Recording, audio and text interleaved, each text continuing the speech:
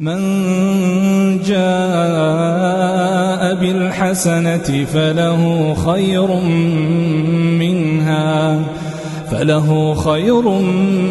منها وهم من فزع يومئذ آمنون ومن جاء بالسيئة فكبت